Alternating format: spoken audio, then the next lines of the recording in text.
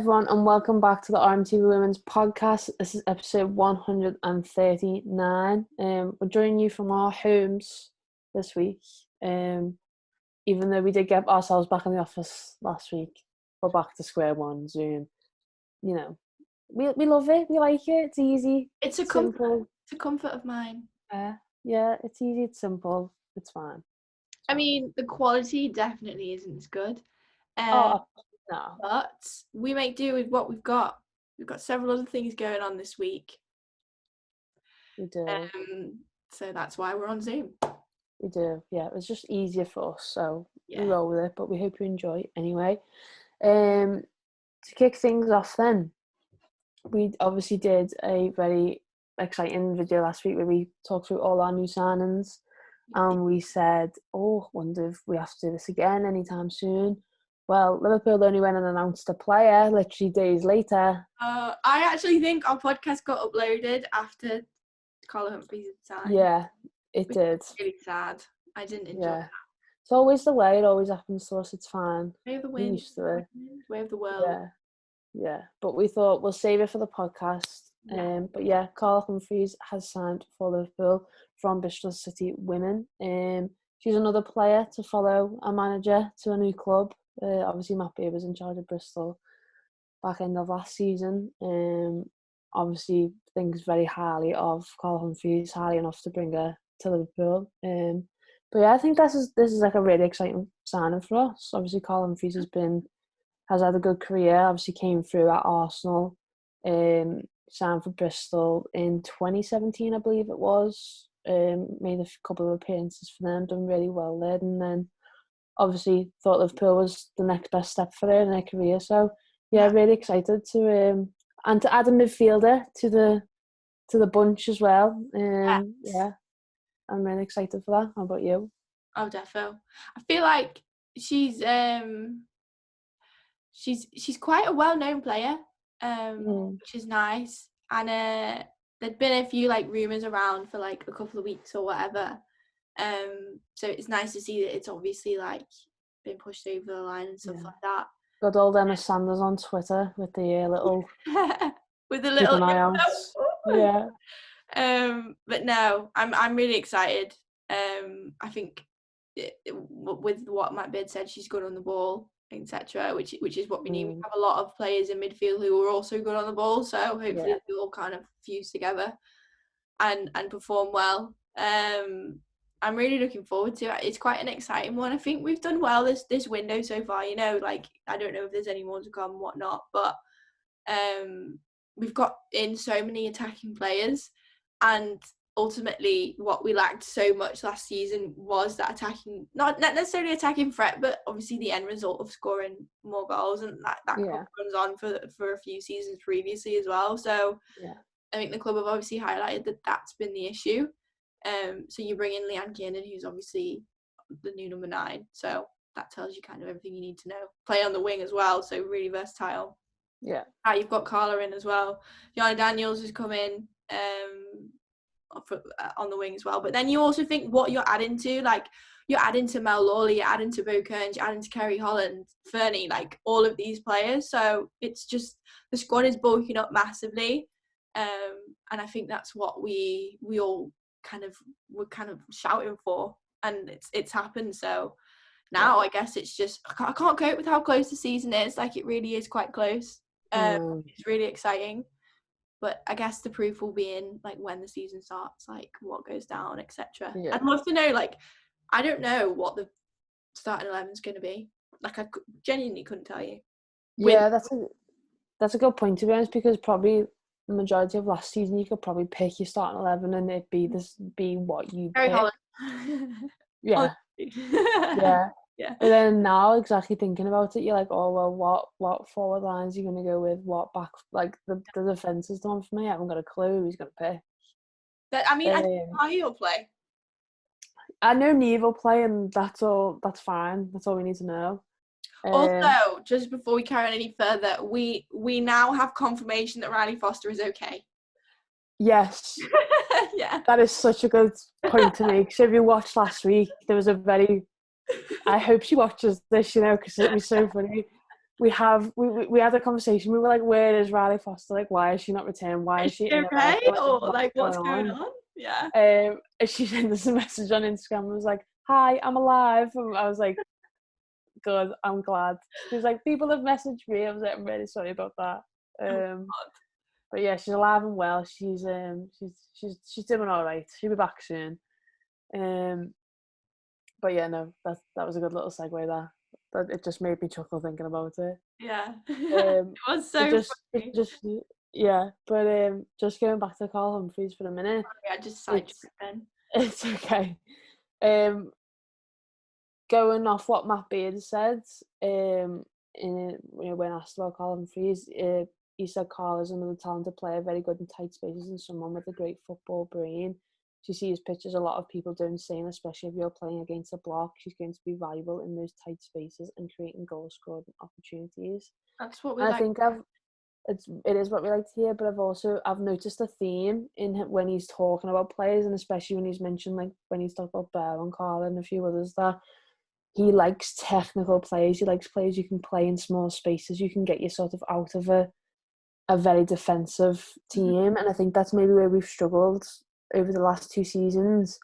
Is a lot of teams did like to play defensively against us and sort of try and frustrate us in those games, and it worked a lot of the time, and we weren't quite able to get past that block.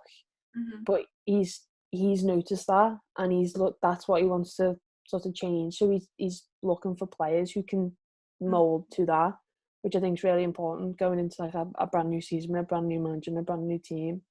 I think like he's brought in a lot of players that can play in a lot of different positions as well. So he has that option to like change things if it's not panning out the way that we want in a game. So for example, with Carla, maybe she starts in the 10, but she's getting overhauled because of a really strong CDM or defensive block that the other team has put up. So she then gets moved onto the wing. So he's got loads of different players that can play in several different positions, especially like across the front line and then midfield as well. Which has been quite a common theme with those that he's signed over the window. So that's obviously only going to be a positive going forward, really. You have more players that can play in loads of different positions, which I think, especially when you think of how many players we had injured at the end of last season, we're going to have a lot more to sort of deal with and play with, and then shuffle things around, obviously depending on how the season goes. So it's really positive. I'm feeling very pumped for the new season. Yeah, definitely. Once we get into the swing of it and stuff like that, and like pre-season games and stuff like that, that's when you kind of sort of get more of a better idea of how things are sort of going to play out. But yes, it is exciting stuff. We'll move on then. Are we going to chant at Prenton on the first game? Are we going to make a chant? Always. Yeah. Always. I'm surprised that not everyone could hear me. Are we going to arrive in good time? Because we're always late. Yeah. Yeah. Maybe that's a new season resolution. No, it's I can't remember what game it was. I think it was like the second to last home game of the season. I literally sat down as we kicked off. Like as soon as I think like Kerry Holland kicked the ball and I sat down, and Kiva from the Athletic was there, and she was like, "That was really good timing," and I was like, "Thank you." Meant that. But yeah, definitely.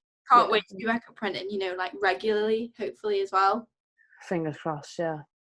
Yeah. But yeah, we'll move on.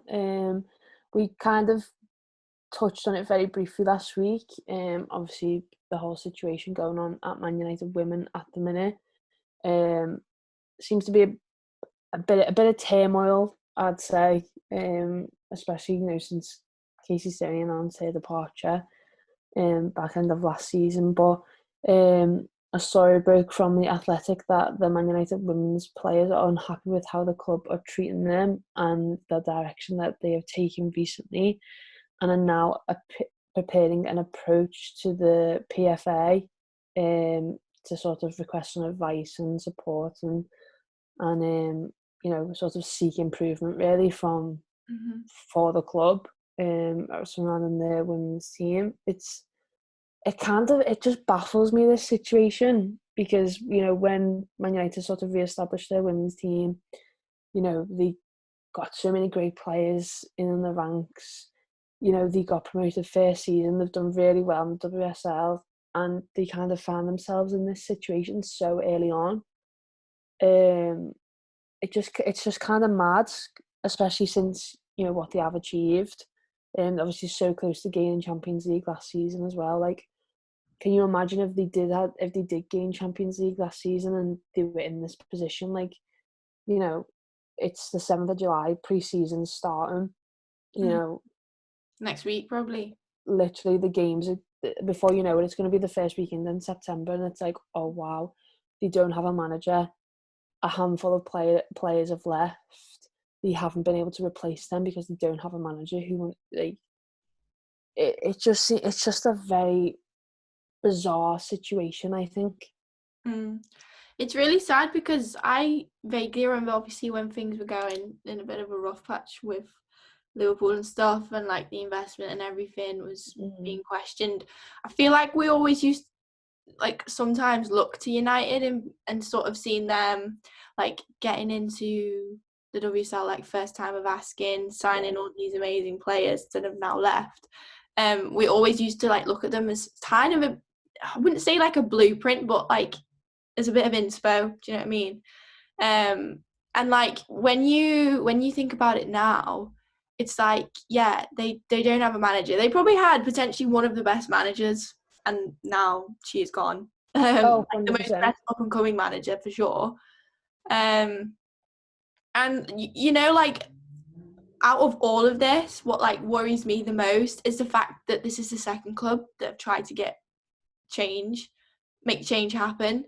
Birmingham was the first one towards the back end of last season, and now this is another one. And a name like Manchester United to be in the mix of players having to go and seek this help or whatever, it's just baffling. Like, what is actually happening to the women's game? Like, how are people letting this happen? I don't understand how it's getting there. I mean, each week women's football makes such huge strides. I mean, in so many different ways. But then this kind of knocks back all that progress in a way. Things like this that really just, they stick out more than the good things, which is really, really could be really detrimental to the game. It's just really sad. And I mean, I know obviously we ain't the biggest Man United women's fans at all, but like it's more like a women's football thing, I think, than an actual team. I feel like whenever there's a situation going on in women's football, the whole kind of community, if you will, sort of like hones in on that and is like, why is this? What is going on here? Because at the end of the day, you just wanted to do well, and I think that sort of adds to it as well, with, like you said, Man United being a big name and attached to a huge male team as well. Like, it's really bizarre. Like, we've said the same about Liverpool in the past. Like, how can you have the men winning the Premier League and the women getting relegated? Like, the polar opposites, and we've openly said that on here. You look at Chelsea men and Chelsea women absolutely flying last season, because they're both having so much input and so much like pumped into their team and their squads to improve them. But then, you know, you look at the other end, Birmingham City, in absolute turmoil as well. Like, who even knows what's going to happen with them before the new season begins? They're in the same position. It's like you're just so unclear about what is going on.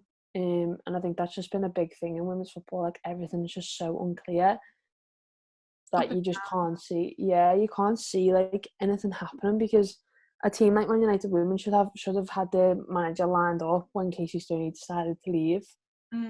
Like, it shouldn't be a question. All very quickly. Yeah. And I think it's just bizarre. When you think about it as well, there's not many managers of a high caliber still out there, like, available. So I couldn't tell you who. I'd be fuming if they got Jill Ellis. I won't lie. Nah, she's doing something else, isn't she? She's involved with, is it San Diego in the NWSL? I feel like could be completely wrong there, but I think it's San Diego. Yeah, it is a good point though. You like I can't even pick a name on my head to be like, oh yeah, they go there. I don't. But it is really sad. You just hope that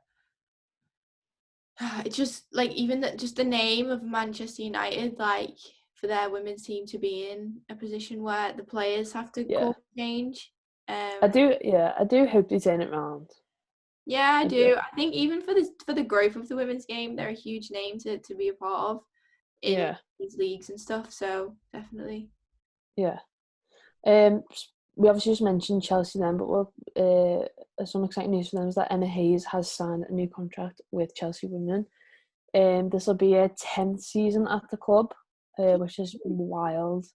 To be completely honest, I didn't realise it was like that long. No. But like what a job she's done at that club. You've put a list of her honours here. So she's won 4 WSLs, 2 FA Cups, 2 League Cups, 1 Community Shield, and 1 Spring Series, which I don't really know what that is. Is that? Why is it called Spring Series? I don't know. Are we missing out on something here? Are we? Have we like completely blanked on a tournament here? Like what's going on? No, because it's the 20 Cup's the League Cup, so it's not that. Yeah, is that like are we being thick? Was that something very early on? Anyway, I don't know. I think I'm having a mental block. Yeah, who knows? But yeah, we've expressed our love for Emma Hayes on this channel many times. Emma Hayes fan channel. We are Emma Hayes fan club. Name. We have considered changing the name to that. We won't, but we have considered it. Can you imagine? We haven't. We didn't, but it was mentioned in conversation. I don't think. Yeah. I don't think we'd be getting to games anymore. No. I'll always remember being very much memorised by her post-match interview when we played Chelsea at Prenton. You were there like. Just could not believe that I was in her presence, to be honest with you. But I think we were like watching and we went to each other. She was like less than 2 meters, which I know seems very bizarre now. She was less than 2 meters away from us, and not I was in your bubble, Lauren. She's not in your bubble. She's not in me 6. No. But I will happily form a new bubble with Emma Hayes. Me, you, and Emma. There we go. And Sam Kerr, maybe. Got a couple more we can throw in there. Okay, we must mention Sam Kerr every week, you know. Yeah, it's fine. It's fine. But yeah, I think like Chelsea have done really. I'd say Chelsea have done really well to like get her to sign a new deal. I don't think she would have realistically gone anywhere anyway. But I think she would have been. Yeah, I think she would have been in like really high demand as well, though. Like, I don't doubt that she would have had another offer from somewhere. Even commentary, she's killing it with the Euros. Oh my God, did she speak Spanish the other week on one of the matches that she did? I'm sure she spoke Spanish. But she's had like really good reception from that as well, like from people who like on social media and stuff like that. Like everyone, I can't remember who it was. Someone said it to me, and they were like, "That Emma Hayes' boss." I'm like, me? Never. No, it wasn't you. I can't remember who it was, but yeah, someone said it to me, and they were like, "That Emma Hayes' boss," and like they don't really watch women's football. It's nice that. Yeah, but yeah, she's obviously put hard work in. You know, she's overly prepared for it, and it shows. Yeah, she does such a good job. Yeah, really good job. She's a fountain of knowledge. So. Oh, love that! Did you? Do you know what? That? It just came to me then. A fountain! Oh my God! Love that! Love that! You know what makes me laugh? Every time I do, like, I say something like that, or I do like a nice segue, instead of you just letting it flow, you always point it out. I have to because I'm saying it. And I'm like, okay, let's rewind and go. And I won't say anything. She's a fountain of knowledge. It's just a head nod. It's like, yeah. Okay, you can talk now. Fountain of knowledge, man. So good. Oh, bloody hell. Right, let's wrap it up then. Gonna say let's wrap it up on Emma Hayes. Yeah, That sounds you good. can. Yeah, yeah. I'm sure she'll be mentioned again next week, alongside Sam Kerr and whoever else we just constantly talk about. Riley. Yeah, I really hope she watches this. You know, it'd be so funny. I feel a bit bad that people have been messaging her because we spoke about her.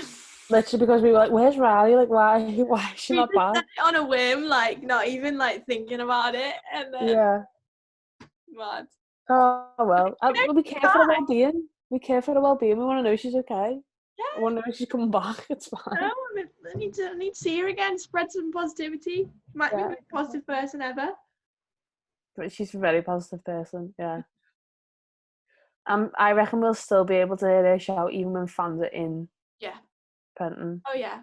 Do you remember the last game of the season? She was like, "See you all next season, everybody." Yeah. She's like, I have a love good one. Yeah. peace out. I was like, yeah, go She's like girl. this. She's like Yeah. this walking out. Yeah. Yeah. She's such a character. I love her. But yeah, thank you very much for watching. We hope you enjoyed this week's podcast. Yeah, thank you for watching. Remember to like the video, comment, and subscribe to the channel. And we'll see you all next week with a brand new video. Bye.